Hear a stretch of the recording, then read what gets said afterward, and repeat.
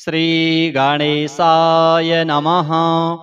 अथ श्री अष्टलक्ष्मी स्तुतिः। रथमध्याम् अश्वपूर्वां गजनाद प्रबोधिनीं साम्राज्यदायिनीं देवीं गजलक्ष्मीं नमाम्यहम्। धनमग्निर्धनं वायुः धनं भूतानि पञ्च च प्रभूतैश्वर्यसन्धात्रीं धनलक्ष्मीं नमाम्यहम्। पृथिवीगर्भसमुद्भिन्न नानाव्रीहिस्वरूपिणीं पशुसम्पत्स्वरूपां च धान्यलक्ष्मीं नमाम्यहम्। न मात्सर्यं न च क्रोधो न भीतिर्न च भेदधिः यद्भक्तानां विनीतानां धैर्यलक्ष्मीं नमाम्यहम्। पुत्रपौत्रस्वरूपेण पशुभृत्यात्मना स्वयं सम्भवन्ती च सन्तान लक्ष्मीं देवीं नमाम्यहम्। नानाविज्ञानसन्धात्रीं बुद्धिशुद्धिप्रदायिनीं अमृतत्वप्रदात्रीं च विद्यालक्ष्मीं नमाम्यहम्। नित्यसौभाग्यसौशील्यं वरलक्ष्मीं ददाति या प्रसन्नां स्तेन आदिलक्ष्मीं नमाम्यहम्।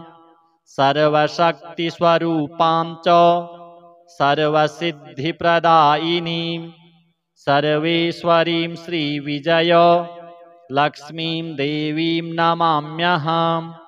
अष्टलक्ष्मीं समाहार स्वरूपां तां हरिप्रियां मोक्षलक्ष्मीं महालक्ष्मीं सर्वलक्ष्मीं नमाम्यहम्। दारिद्र्यदुःखहरणं समृद्धिमपि सम्पदां सच्चिदानन्दपूर्णत्वम् अष्टलक्ष्मीस्तुतिर्भवेत्। श्री अष्टलक्ष्म्यार्पणमस्तु। रथमध्याम् अश्वपूर्वां गजनाद प्रबोधिनीं साम्राज्यदायिनीं देवीं गजलक्ष्मीं नमाम्यहम्। धनमग्निर्धनं वायुः धनं भूतानि पञ्च च प्रभूतैश्वर्यसन्धात्रीं धनलक्ष्मीं नमाम्यहम्। पृथिवीगर्भसमुद्भिन्न नानाव्रीहिस्वरूपिणीं पशुसम्पत्स्वरूपां च धान्यलक्ष्मीं नमाम्यहम्। न मात्सर्यं न च क्रोधो न भीतिर्न च भेदधिः यद्भक्तानां विनीतानां धैर्यलक्ष्मीं नमाम्यहम्। पुत्रपौत्रस्वरूपेण पशुभृत्यात्मना स्वयं सम्भवन्ती च सन्तान लक्ष्मीं देवीं नमाम्यहम्। नानाविज्ञानसन्धात्रीं बुद्धिशुद्धिप्रदायिनीं अमृतत्वप्रदात्रीं च विद्यालक्ष्मीं नमाम्यहम्। नित्यसौभाग्यसौशील्यं वरलक्ष्मीं ददाति या प्रसन्नां स्तेन आदिलक्ष्मीं नमाम्यहम्। सर्वशक्तिस्वरूपां च सर्वसिद्धिप्रदायिनीं सर्वेश्वरीं श्रीविजय लक्ष्मीं देवीं नमाम्यहम्। अष्टलक्ष्मीं समाहार स्वरूपां तां हरिप्रियां मोक्षलक्ष्मीं महालक्ष्मीं सर्वलक्ष्मीं नमाम्यहम्।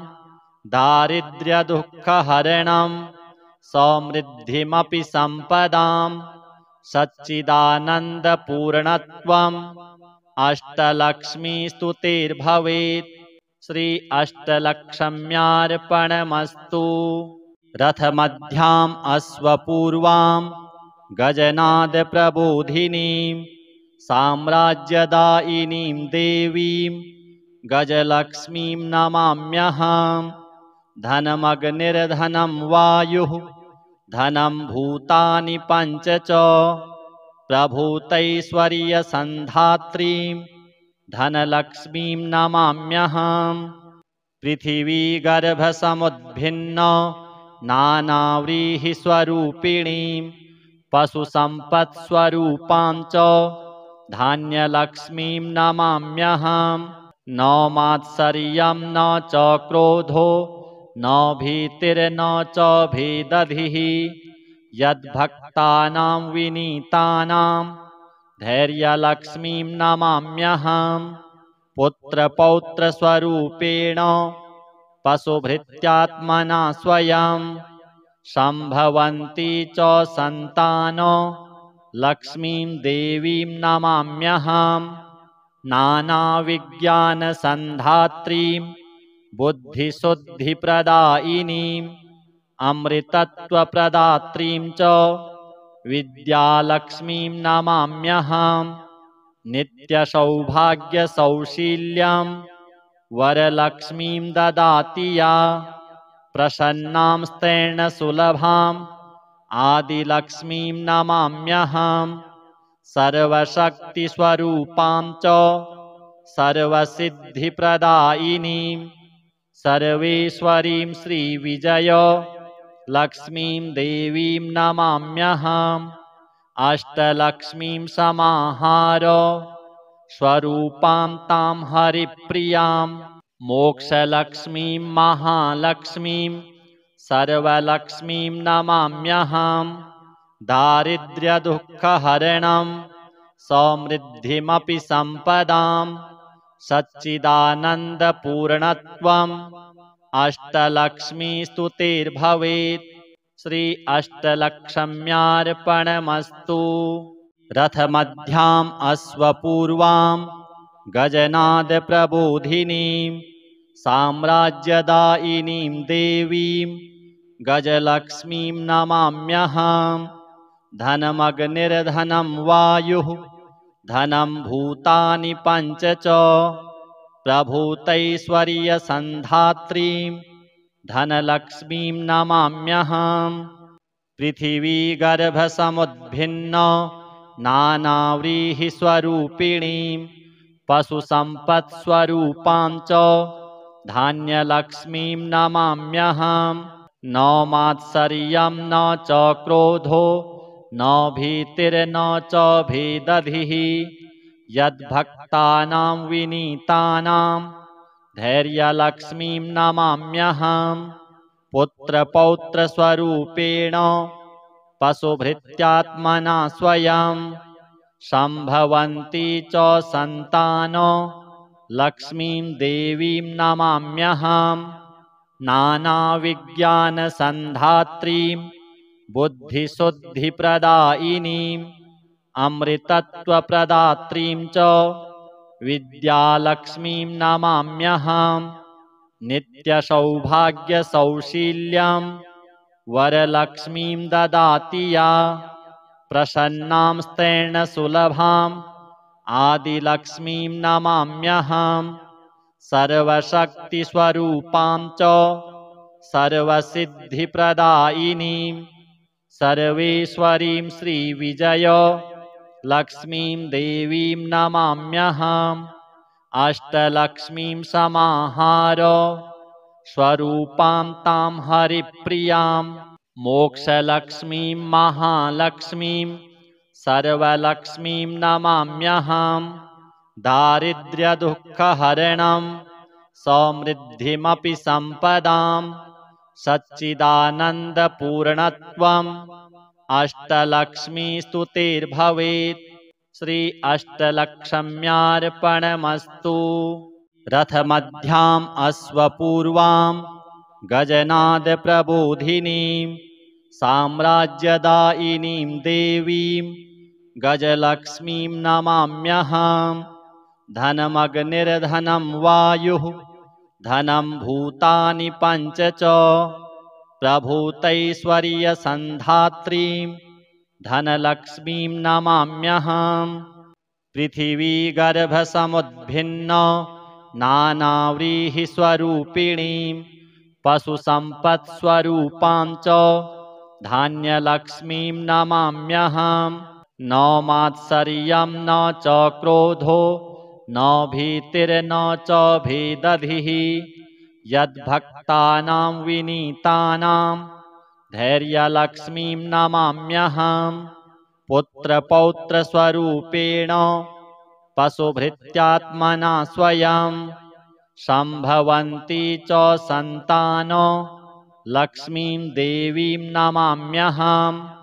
नानाविज्ञानसन्धात्रीं बुद्धिशुद्धिप्रदायिनीं अमृतत्वप्रदात्रीं च विद्यालक्ष्मीं नमाम्यहम्। नित्यसौभाग्यसौशील्यं वरलक्ष्मीं ददाति या प्रसन्नां स्तेन आदिलक्ष्मीं नमाम्यहम्। सर्वशक्तिस्वरूपां च सर्वसिद्धिप्रदायिनीं सर्वेश्वरीं श्रीविजय लक्ष्मीं देवीं नमाम्यहम्। अष्टलक्ष्मीं समाहार स्वरूपां तां हरिप्रियां मोक्षलक्ष्मीं महालक्ष्मीं सर्वलक्ष्मीं नमाम्यहम्। दारिद्र्यदुःखहरणं समृद्धिमपि सम्पदां सच्चिदानन्दपूर्णत्वम् अष्टलक्ष्मीस्तुतिर्भवेत्। श्री अष्टलक्ष्म्यार्पणमस्तु। रथमध्याम् अश्वपूर्वां गजनादप्रबोधिनीं साम्राज्यदायिनीं देवीं गजलक्ष्मीं नमाम्यहम्। धनमग्निर्धनं वायुः धनं भूतानि पञ्च च प्रभूतैश्वर्यसन्धात्रीं धनलक्ष्मीं नमाम्यहम्। पृथिवीगर्भसमुद्भिन्न नानाव्रीहिस्वरूपिणीं पशुसम्पत्स्वरूपां च धान्यलक्ष्मीं नमाम्यहम्। न मात्सर्यं न च क्रोधो न भीतिर्न च भेदधिः यद्भक्तानां विनीतानां धैर्यलक्ष्मीं नमाम्यहम्। पुत्रपौत्रस्वरूपेण पशुभृत्यात्मना स्वयं सम्भवन्ती च सन्तान लक्ष्मीं देवीं नमाम्यहम्।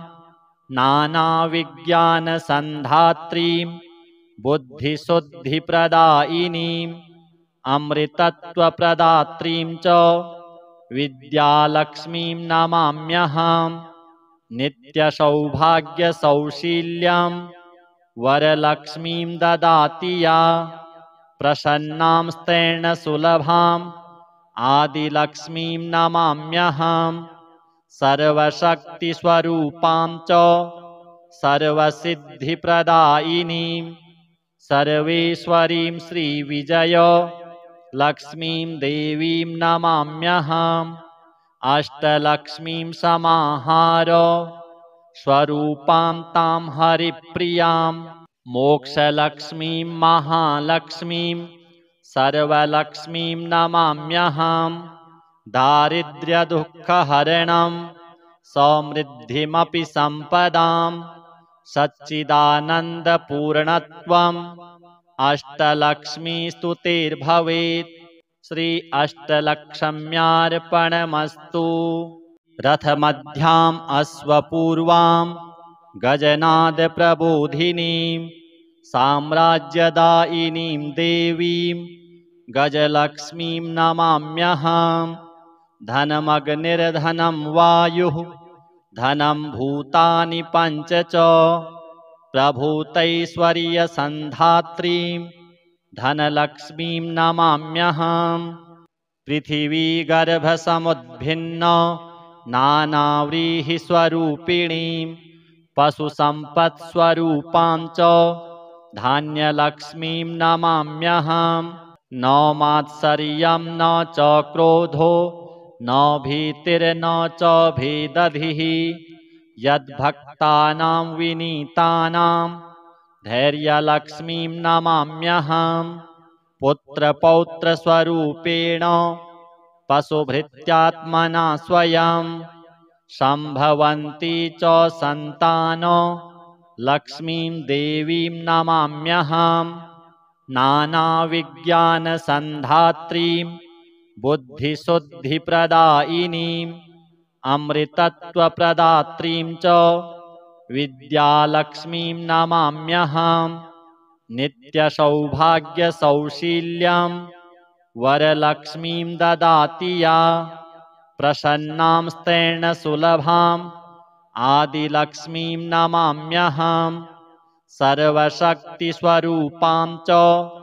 सर्वसिद्धिप्रदायिनीं सर्वेश्वरीं श्रीविजय लक्ष्मीं देवीं नमाम्यहम् अष्टलक्ष्मीं समाहार स्वरूपां तां हरिप्रियां मोक्षलक्ष्मीं महालक्ष्मीं सर्वलक्ष्मीं नमाम्यहम् दारिद्र्यदुःखहरणं समृद्धिमपि सम्पदां सच्चिदानन्दपूर्णत्वम् अष्टलक्ष्मीस्तुतिर्भवेत् श्री अष्टलक्ष्म्यार्पणमस्तु।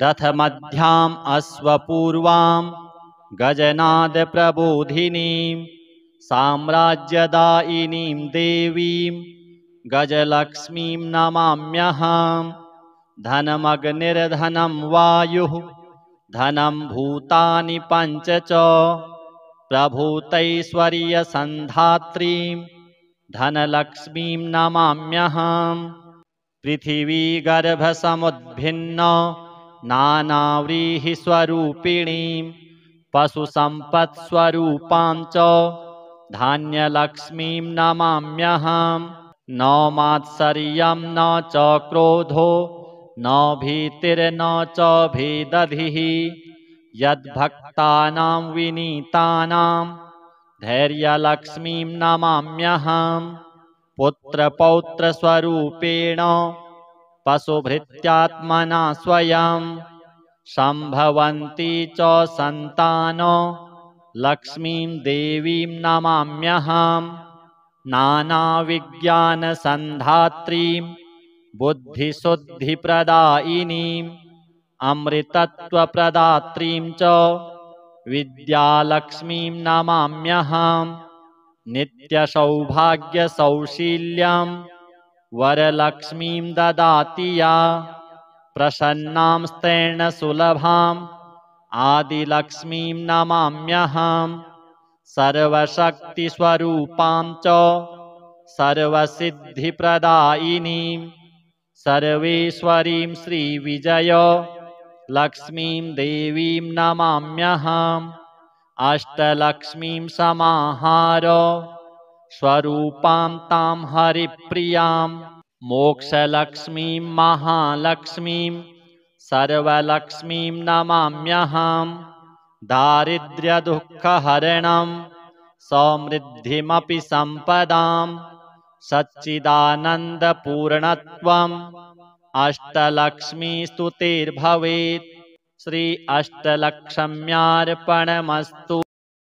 रथमध्याम् अश्वपूर्वां गजनादप्रबोधिनीं साम्राज्यदायिनीं देवीं गजलक्ष्मीं नमाम्यहम् धनमग्निर्धनं वायुः धनं भूतानि पञ्च च प्रभूतैश्वर्यसन्धात्रीं धनलक्ष्मीं नमाम्यहम् पृथिवीगर्भसमुद्भिन्न नानाव्रीहिस्वरूपिणीं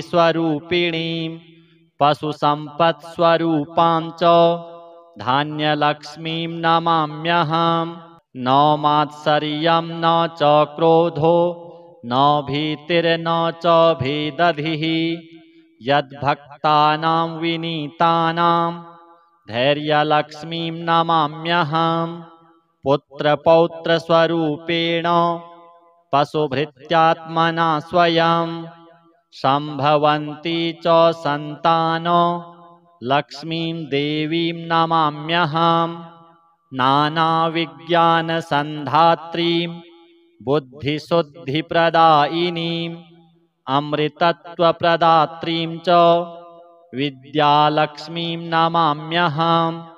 नित्यसौभाग्यसौशील्यं वरलक्ष्मीं ददाति या प्रसन्नां स्तेन सुलभाम् आदिलक्ष्मीं नमाम्यहम्।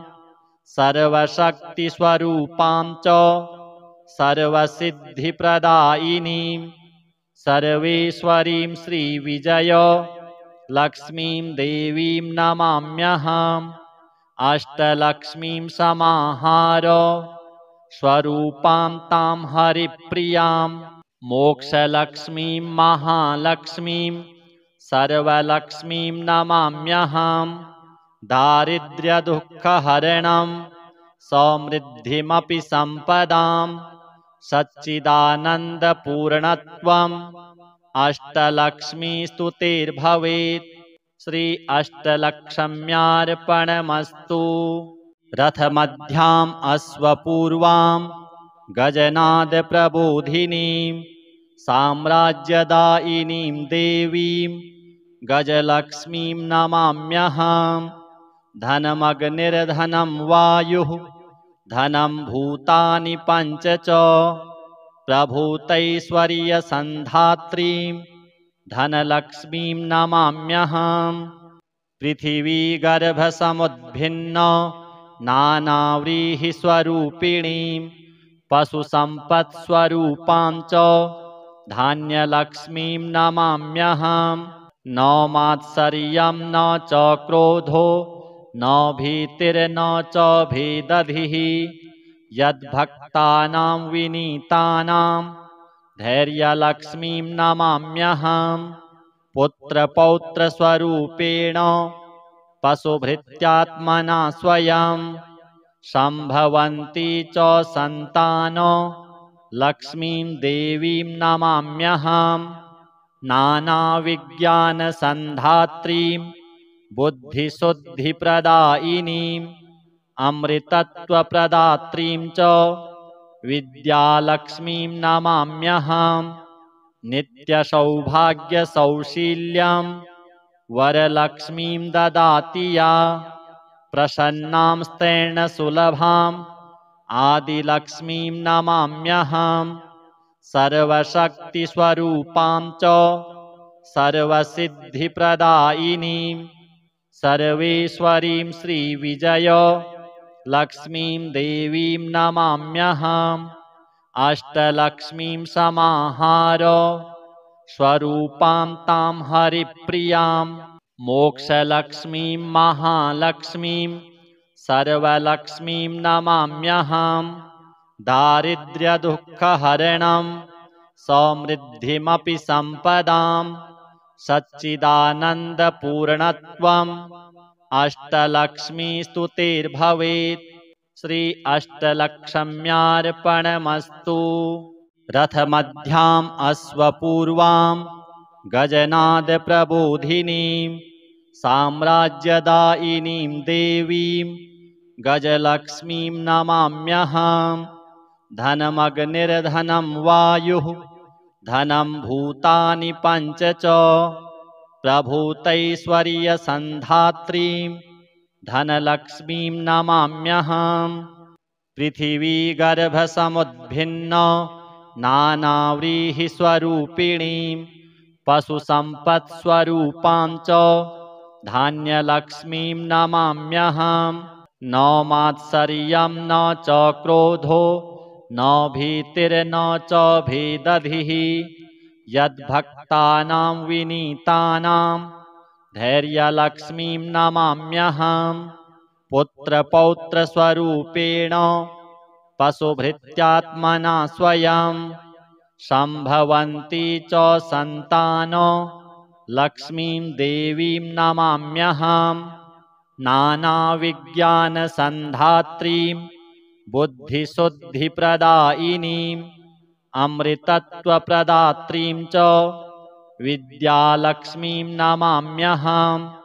नित्यसौभाग्यसौशील्यं वरलक्ष्मीं ददाति या प्रसन्नां स्तेन सुलभाम् आदिलक्ष्मीं नमाम्यहम् सर्वशक्तिस्वरूपां च सर्वसिद्धिप्रदायिनीं सर्वेश्वरीं श्रीविजय लक्ष्मीं देवीं नमाम्यहम् अष्टलक्ष्मीं समाहार स्वरूपां तां हरिप्रियां मोक्षलक्ष्मीं महालक्ष्मीं सर्वलक्ष्मीं नमाम्यहम् दारिद्र्यदुःखहरणं समृद्धिमपि सम्पदां सच्चिदानन्दपूर्णत्वम् अष्टलक्ष्मीस्तुतिर्भवेत् श्री अष्टलक्ष्म्यार्पणमस्तु।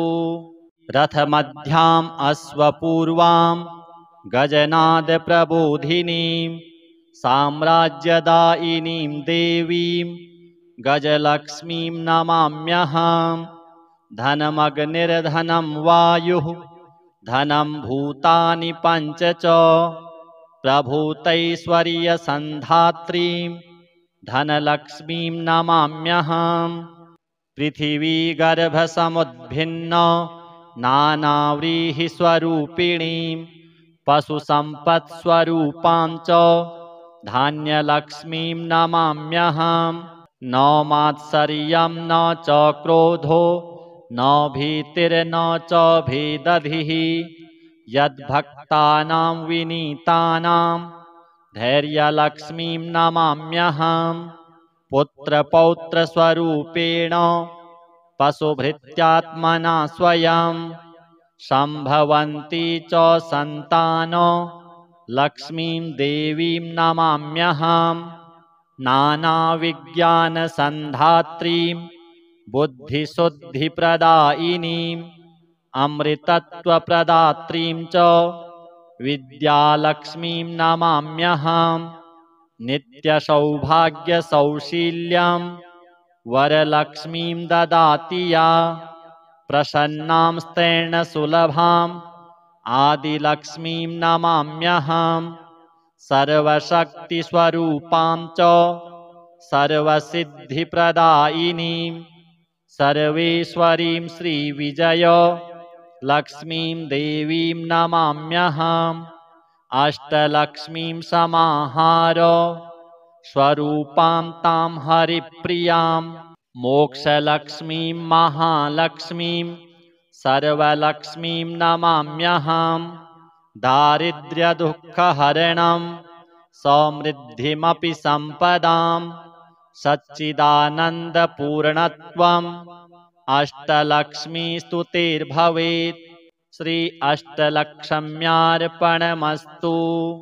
रथमध्याम् अश्वपूर्वां गजनादप्रबोधिनीं साम्राज्यदायिनीं देवीं गजलक्ष्मीं नमाम्यहम् धनमग्निर्धनं वायुः धनं भूतानि पञ्च च प्रभूतैश्वर्यसन्धात्रीं धनलक्ष्मीं नमाम्यहम् पृथिवीगर्भसमुद्भिन्न नानाव्रीहिस्वरूपिणीं पशुसम्पत्स्वरूपां च धान्यलक्ष्मीं नमाम्यहम् न मात्सर्यं न च क्रोधो न भीतिर्न च भेदधिः यद्भक्तानां विनीतानां धैर्यलक्ष्मीं नमाम्यहम् पुत्रपौत्रस्वरूपेण पशुभृत्यात्मना स्वयं सम्भवन्ती च सन्तान लक्ष्मीं देवीं नमाम्यहम् नानाविज्ञानसन्धात्रीं बुद्धिशुद्धिप्रदायिनीं अमृतत्वप्रदात्रीं च विद्यालक्ष्मीं नमाम्यहम् नित्यसौभाग्यसौशील्यं वरलक्ष्मीं ददाति या प्रसन्नां स्तेन आदिलक्ष्मीं नमाम्यहम् सर्वशक्तिस्वरूपां च सर्वसिद्धिप्रदायिनीं सर्वेश्वरीं श्रीविजय लक्ष्मीं देवीं नमाम्यहम् अष्टलक्ष्मीं समाहार स्वरूपां तां हरिप्रियां मोक्षलक्ष्मीं महालक्ष्मीं सर्वलक्ष्मीं नमाम्यहम् दारिद्र्यदुःखहरणं समृद्धिमपि सम्पदां सच्चिदानन्दपूर्णत्वम् अष्टलक्ष्मीस्तुतिर्भवेत्। श्री अष्टलक्ष्म्यार्पणमस्तु। रथमध्याम् अश्वपूर्वां गजनादप्रबोधिनीं साम्राज्यदायिनीं देवीं गजलक्ष्मीं नमाम्यहम् धनमग्निर्धनं वायुः धनं भूतानि पञ्च च प्रभूतैश्वर्यसन्धात्रीं धनलक्ष्मीं नमाम्यहम् पृथिवीगर्भसमुद्भिन्न नानाव्रीहिस्वरूपिणीं पशुसम्पत्स्वरूपां च धान्यलक्ष्मीं नमाम्यहम् न मात्सर्यं न च क्रोधो न भीतिर्न च भेदधिः यद्भक्तानां विनीतानां धैर्यलक्ष्मीं नमाम्यहम् पुत्रपौत्रस्वरूपेण पशुभृत्यात्मना स्वयं सम्भवन्ती च सन्तान लक्ष्मीं देवीं नमाम्यहम् नानाविज्ञानसन्धात्रीं बुद्धिशुद्धिप्रदायिनीं अमृतत्वप्रदात्रीं च विद्यालक्ष्मीं नमाम्यहम् नित्यसौभाग्यसौशील्यं वरलक्ष्मीं ददाति या प्रसन्नां स्तेन आदिलक्ष्मीं नमाम्यहम् सर्वशक्तिस्वरूपां च सर्वसिद्धिप्रदायिनीं सर्वेश्वरीं श्रीविजय लक्ष्मीं देवीं नमाम्यहम् अष्टलक्ष्मीं समाहार स्वरूपां तां हरिप्रियां मोक्षलक्ष्मीं महालक्ष्मीं सर्वलक्ष्मीं नमाम्यहम् दारिद्र्यदुःखहरणं समृद्धिमपि सम्पदां सच्चिदानन्दपूर्णत्वम् अष्टलक्ष्मीस्तुतिर्भवेत्। श्री अष्टलक्ष्म्यार्पणमस्तु। रथमध्याम् अश्वपूर्वां गजनादप्रबोधिनीं साम्राज्यदायिनीं देवीं गजलक्ष्मीं नमाम्यहम् धनमग्निर्धनं वायुः धनं भूतानि पञ्च च प्रभूतैश्वर्यसन्धात्रीं धनलक्ष्मीं नमाम्यहम् पृथिवीगर्भसमुद्भिन्न नानाव्रीहिस्वरूपिणीं पशुसम्पत्स्वरूपां च धान्यलक्ष्मीं नमाम्यहम् न मात्सर्यं न च क्रोधो न भीतिर्न च भेदधिः यद्भक्तानां विनीतानां धैर्यलक्ष्मीं नमाम्यहम् पुत्रपौत्रस्वरूपेण पशुभृत्यात्मना स्वयं सम्भवन्ती च सन्तान लक्ष्मीं देवीं नमाम्यहम् नानाविज्ञानसन्धात्रीं बुद्धिशुद्धिप्रदायिनीं अमृतत्वप्रदात्रीं च विद्यालक्ष्मीं नमाम्यहम् नित्यसौभाग्यसौशील्यं वरलक्ष्मीं ददाति या प्रसन्नां स्तेन आदिलक्ष्मीं नमाम्यहम् सर्वशक्तिस्वरूपां च सर्वसिद्धिप्रदायिनीं सर्वेश्वरीं श्रीविजय लक्ष्मीं देवीं नमाम्यहम् अष्टलक्ष्मीं समाहार स्वरूपां तां हरिप्रियां मोक्षलक्ष्मीं महालक्ष्मीं सर्वलक्ष्मीं नमाम्यहम् दारिद्र्यदुःखहरणं समृद्धिमपि सम्पदां सच्चिदानन्दपूर्णत्वम् अष्टलक्ष्मीस्तुतिर्भवेत्। श्री अष्टलक्ष्म्यार्पणमस्तु। रथमध्याम् अश्वपूर्वाम् गजनादप्रबोधिनीम् साम्राज्यदायिनीं देवीं गजलक्ष्मीं नमाम्यहम्।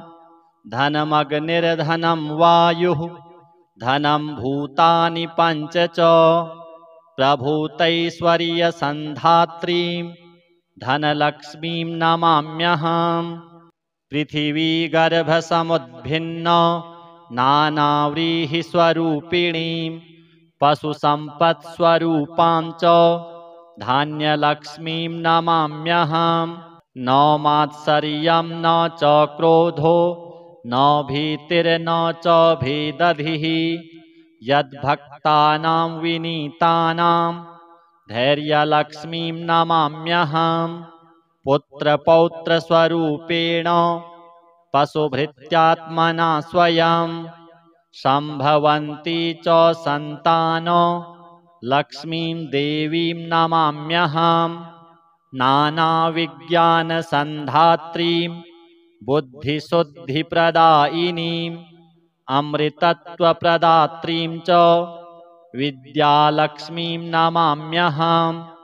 नित्यसौभाग्यसौशील्यं वरलक्ष्मीं ददाति या प्रसन्नां स्तेन आदिलक्ष्मीं नमाम्यहम्।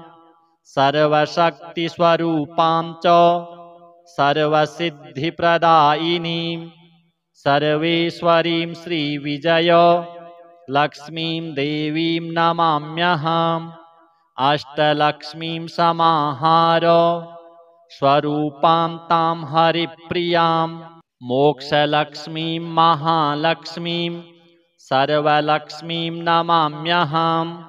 दारिद्र्यदुःखहरणं समृद्धिमपि सम्पदां सच्चिदानन्दपूर्णत्वम् अष्टलक्ष्मीस्तुतिर्भवेत्। श्री अष्टलक्ष्म्यार्पणमस्तु। रथमध्याम् अश्वपूर्वाम् गजनादप्रबोधिनीं साम्राज्यदायिनीं देवीं गजलक्ष्मीं नमाम्यहम्।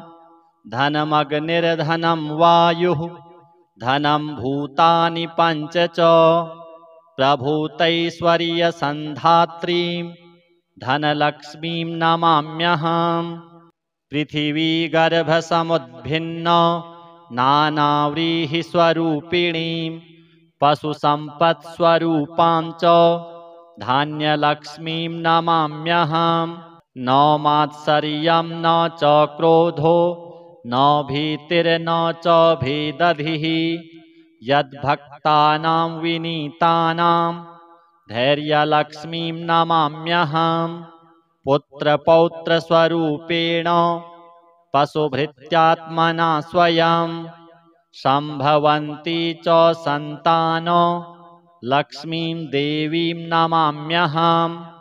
नानाविज्ञानसन्धात्रीं बुद्धिशुद्धिप्रदायिनीम् अमृतत्वप्रदात्रीं च विद्यालक्ष्मीं नमाम्यहम्।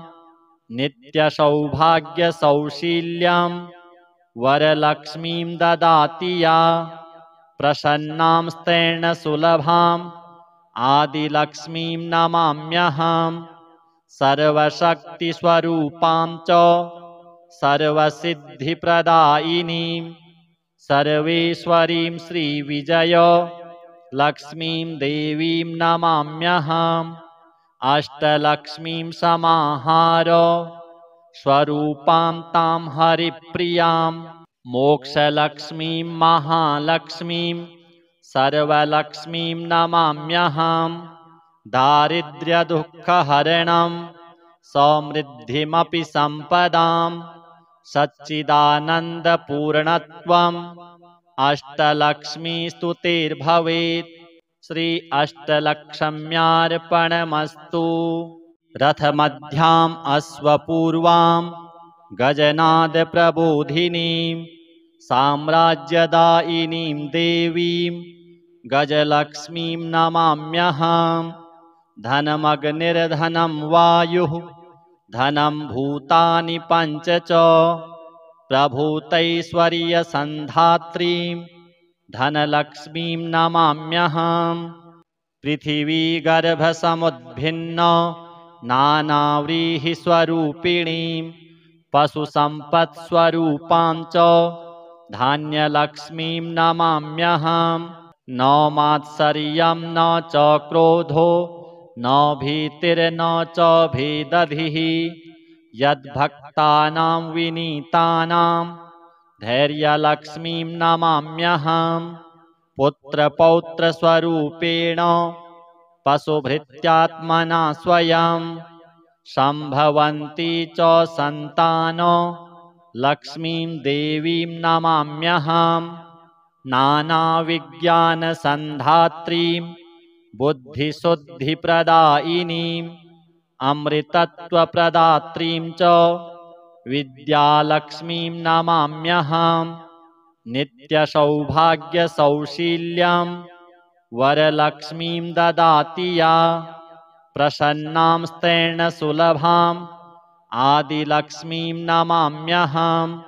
सर्वशक्तिस्वरूपां च सर्वसिद्धिप्रदायिनीं सर्वेश्वरीं श्रीविजय लक्ष्मीं देवीं नमाम्यहम्।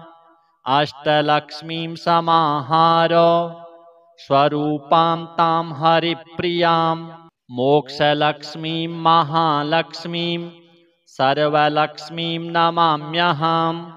दारिद्र्यदुःखहरणं समृद्धिमपि सम्पदां सच्चिदानन्दपूर्णत्वम् अष्टलक्ष्मीस्तुतिर्भवेत्।